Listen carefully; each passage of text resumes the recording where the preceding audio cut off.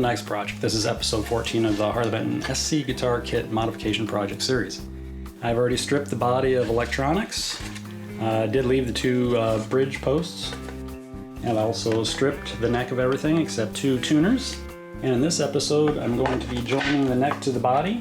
I'm going to be gluing it in so it will become a set neck guitar. I've got a little trick that I'm going to do for mounting it. You'll have to stay tuned to see that. After the neck is securely attached and it becomes more or less a guitar, I will then also be adding a new back cap to the body, trimming it to size, giving it a little bit of an eased edge, a little round over, and then sealing the end grain all the way around to make sure it doesn't drink up a bunch of finish. Let's start the next project.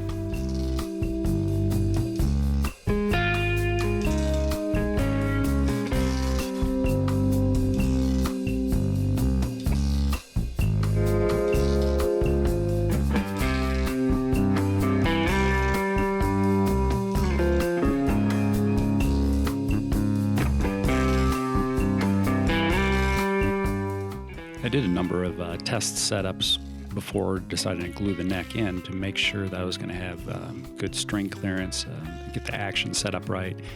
Since I'm using a new bridge and I've added the veneer to the top of the body, I really needed to make sure that I would have ample clearance for everything and room for adjustment. Now I'm adding two strings, the high E and the low E area, just to verify alignment and to make sure everything is where it needs to be. And the big neck clamping secret was just using the original neck plate and neck screws to draw the neck to the body, make it nice and tight. And also the two strings help draw the neck into the pocket a little bit better.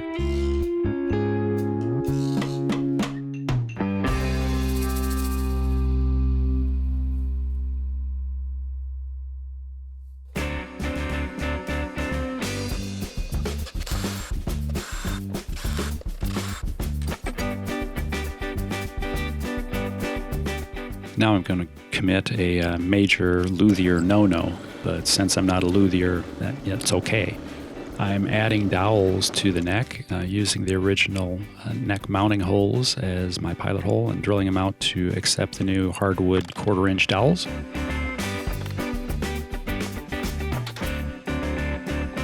And you know, the big concern is if you ever have to reset the neck or if the neck gets broken, you need to replace it. Again, this is a $90 guitar.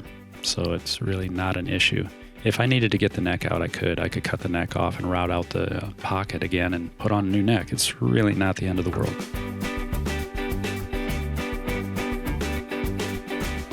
I've got the neck glued on, the holes drilled for the dowels, and the dowels glued in. So the neck is secure now. It's where it's going to stay until I cut the neck off and take a router to it and cut a new pocket and put a new neck on. I'm not going to do that.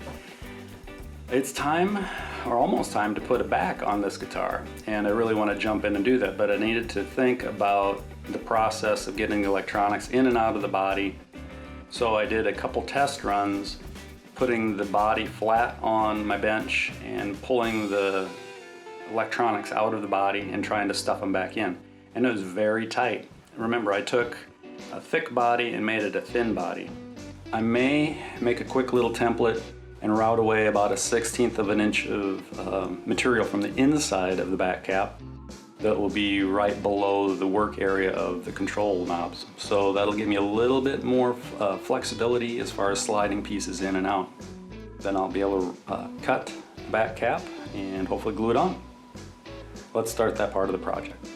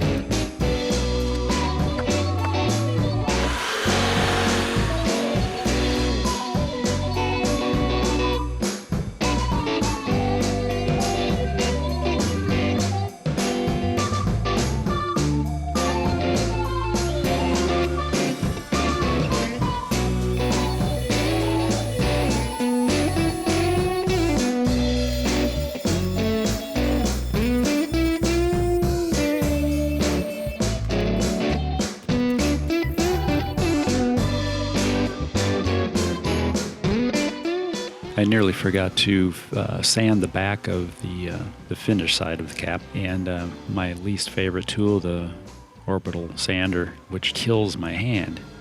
But the back cap sanded out pretty nice. The figure in the wood really creates a ripple effect as I'm sanding, and a lot to level out.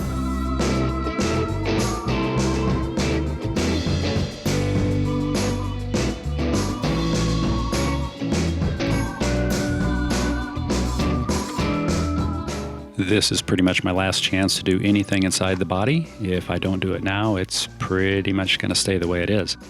I'm taping things off in preparation of gluing the back on and getting ready to do some final sanding and spraying.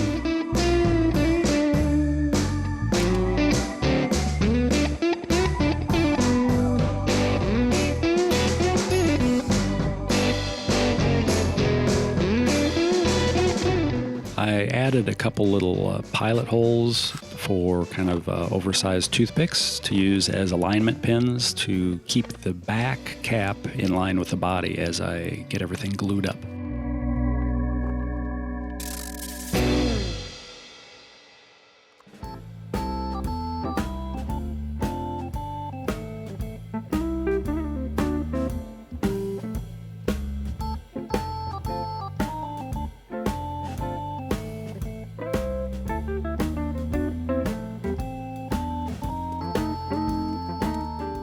I sandwiched the body and the back between a rough cut body template and a big flat chunk of MDF and used 9 clamps. And this gave me enough pressure across the body that I could avoid using a deep reach clamp toward the middle.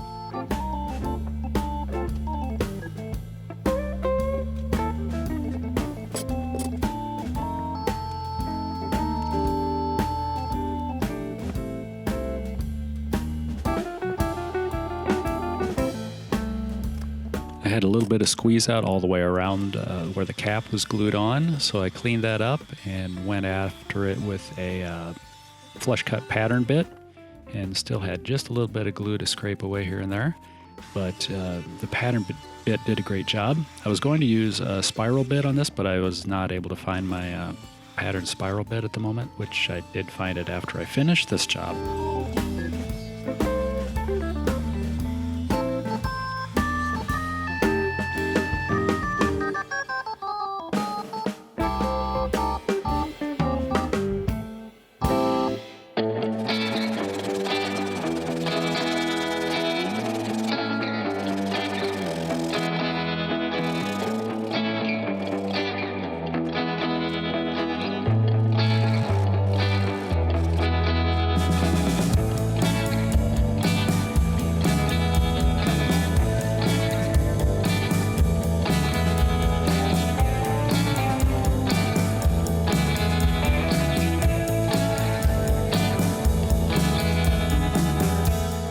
Put a piece of tape over the output jack hole as a visual reminder or visual clue so I don't route across that opening, because if the bearing from your bit drops into that opening, you're going to get a weird shape to your body.